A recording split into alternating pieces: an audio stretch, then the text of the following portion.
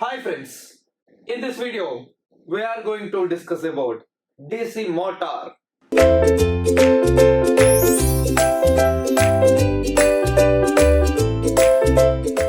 This is the next part actually. The first one is the DC generators, right? That is first concept. Next second concept. From now onwards 2.1, 2.2 like that. Up to now 1.1 like that. Now onwards 2.1, 2.2 like that. Nothing but the DC machines are divided into two parts. One is the DC motors and other one is the DC generators. DC generators completed and next one DC motors. So tell me, what is DC motor? DC motor nothing but a rotating AC electrical machine. This is a rotating electrical machine which is AC or DC. Very good, very good. This is a rotating DC electrical machine which converts, what it converts, sir? Can you tell me? Which converts the electrical energy into mechanical energy. This is generally the DC motor. DC motor nothing but actually this is a rotating DC machine. For example, this is my motor. We are giving the supply, nothing but electrical supply, which is voltage and current, which is in terms of DC. And it gives us the mechanical output, nothing but speed and torque or force. And of course, here we have a armature winding. This DC is converted into AC. We know that is by commutation process. Of course, here we have a field winding. That field winding is generally excited by DC only. This is simply the DC motor. Right? So, DC motor also a double excited machine. Because armature winding AC and the field winding DC, that's why double excited machine. Are you okay getting or not? Right, sir. What is the basic principle of DC motor? Can you tell me what is the basic principle for the motor? We know that generally it will convert the electrical energy into mechanical energy. That's why what we are telling that the basic principle of this DC motor is that whenever a current carrying conductor, what is that? Whenever a current carrying conductor placed in a stationary magnetic field,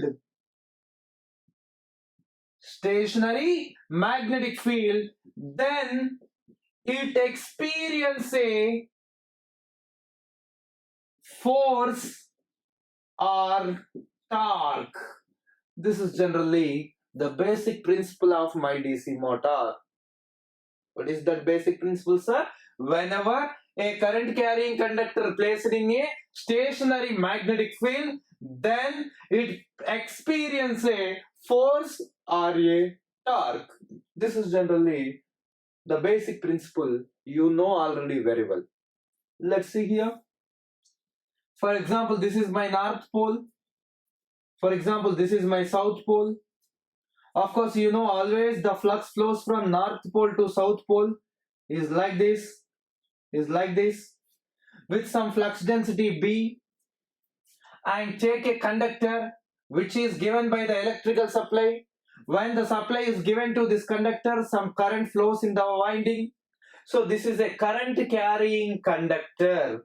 When a current carrying conductor placed in a stationary magnetic field, according to Lorentz force equation, it produces force F is equals to, can you tell me what is the force here? Very good, BIL sine theta, where B is the flux density, I is the current, L is the active length of my conductor, and theta is the angle between flux density and the current. This is my theta. This is generally the basic principle of DC motor. Of course, this is the magnitude of the force that is given by Lorentz equation or flux cutting rule. Then, what is the direction of force? Can you tell me? The direction of torque or a force given by direction given by who's that? Fleming's left hand rule. The motor direction given by Fleming's left hand rule. According to this rule, the three fingers of left hand stretch like this 90 degrees to each other. Take a 90 degrees to each other.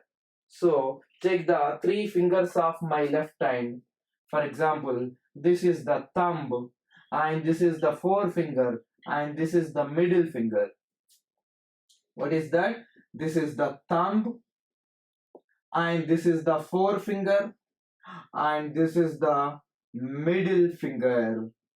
This is generally the direction given by Fleming's left hand rule. What he said that the thumb indicates the motion of my conductor, nothing but electromagnetic torque which is produced by my motor. Sir, when the torque will produce? If when a current, nothing but supply, we are giving supply, right? So this middle finger indicates that current direction and this forefinger indicates that flux direction. This is current direction and this is flux direction. When these two are like this 90 degrees to each other, then it produces a torque which is here given by the motion of my conductor. So according to Fleming's left hand rule, again same, the thumb indicates motion of the conductor, forefinger indicates flux direction and middle finger indicates current direction. This is generally the direction of motor. This is the basic principle of my DC motor. Are you clear? Right, sir. So up to now we have some clarity. What is that? Generally, a generator will develop the EMF, whereas a motor will develop the torque. This is in general thing. But in DC motors, we have a special guest, that is EMF, which is called EB, that is back EMF. Sir, generally EMF will develop in the generator, that is called generated EMF. The torque will develop in the motor, that is called electromagnetic torque. But what is this back EMF, sir? First of all, tell me, give me a clarity. Is this back EMF belongs to motor or generator? Exactly, back EMF belongs to motor only. But actually, what the motor will develop? The motor will develop only torque. Then how it will develop the EMF? Let's see here. Very simple. For example, this is my motor. When this is motor, this is a current carrying conductor which is placed in a stationary magnetic field. Then it produces the force F is equals to BIL sin theta. This is motor. When the force will develop in the motor, then our conductor will rotate with some v velocity, yes or no. It will rotate due to this torque.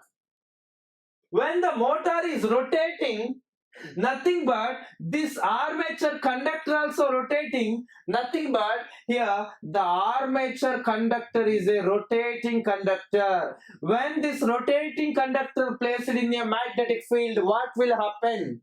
When this rotating conductor placed in a magnetic field, then it produces EMF. What happens, sir? Then it produces EMF, but this EMF is opposite direction to the supply voltage. That's why this EMF is called counter EMF or back EMF. This EMF is called counter EMF or back EMF. Why it is called back EMF? Because this induced voltage opposes the supply voltage. That's why it is called counter EMF. This is very, very, very important thing in our DC motors. Clear up to now? Okay, sir. So now, sir, why you are telling that is in opposite direction, or how you can decide that is it in opposite direction or in the same direction? See, for example, I will give you a clarity why it is in opposite direction. Generally, generator nothing but right hand rule, motor nothing but left hand rule. Right hand rule, left hand rule. Even in motor and generator, the flux direction is same. I am taking the flux direction is same. And the what is now current direction? Yes or no? The current direction is nothing but EMF, because in the motor it is represents current direction, in the generator it represents EMF direction. So leave this. And what about flux? Flux is same. And what about conductor? Conductor also rotating in same direction, for example. Actually motor is rotating. That is the rotation I am taking as the velocity. So conductor direction same and the flux direction same. If the conductor direction and flux direction same for motor and generator, then what is the EMF direction? Here, see, both are opposite to each other. When this is in motor, it is called, what is this is called? Voltage or current. In generator, it is called EMF. Whatever in motor, generator action will take place which produces EMF is called back EMF, because this EMF opposes the supply voltage. That's why this motor generated EMF is called back EMF, because of this reason only. Are you getting or not? Right, sir. So now we have a clarity. In every motor, generator action will take place which produces the EMF which is in opposite direction to the supply voltage. That's why this voltage is called back EMF or counter EMF. This is simply the concept. Next, after this, I will talk about back EMF later. Okay, now let's see the simple loop analysis. Are you okay? You know very well about simple loop analysis. So let's see the simple loop analysis. Remember, back EMF is very important. So I will discuss back EMF about back EMF later after the simple loop analysis. So let's see the simple loop analysis of DC motor.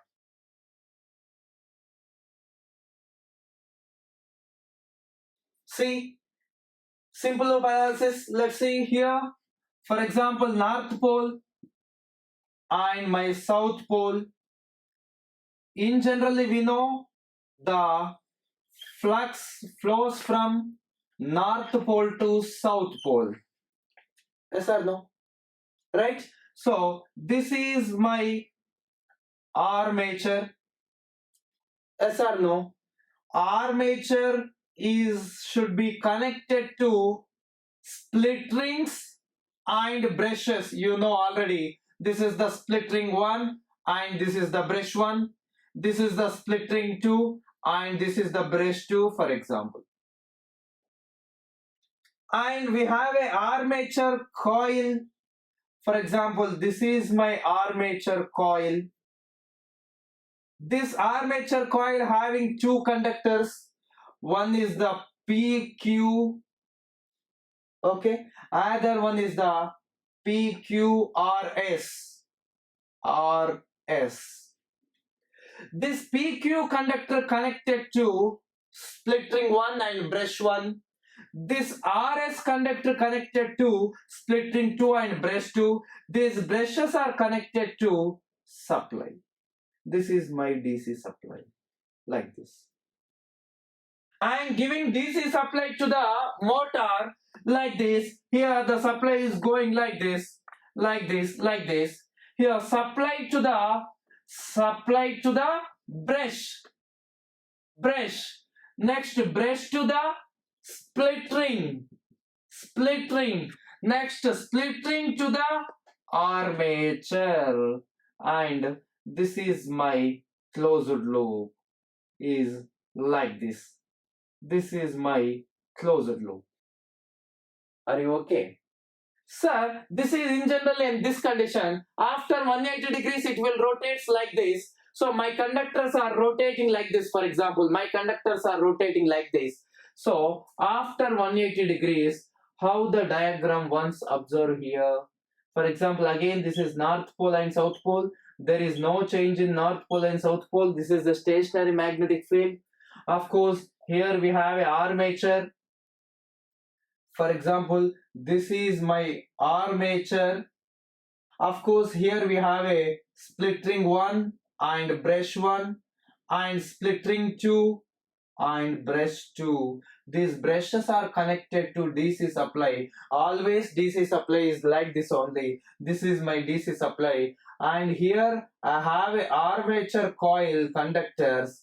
How the conductors here? Actually at this condition PQRS. But when is rotating after 180 degrees, this is S, R and Q and P, PQRS. I said you already in our generator. What is that? Here the PQ conductor connected to split ring 1 brush 1, but after 180 degrees it is split to split ring 2 brush 2. And this RS conductor connected to split ring 2 brush 2, but after 180 degrees splitted to the split ring 1 brush 1. So here again the DC supply. See here, DC supply nothing but this is direct current. There is no alternation, always going in the same direction. So this is the flow of power. See here, in my armature, in first half of cycle, the current is flows from P to Q. In next half of cycle, the current is flows from Q to P. This is simply the armature supply is AC. Of course, here the supply which is being given is DC. Of course, brush also carries the DC, but in split ring, the DC is converted into AC, and for armature, the supply is AC. The split ring converts DC to AC. This action is called commutation. You know very well about commutation. We explained already in parts of DC machine commutator. Right? So this is simply the simple loop analysis of my DC machine. Is it clear? Right? Are you okay? Thank you.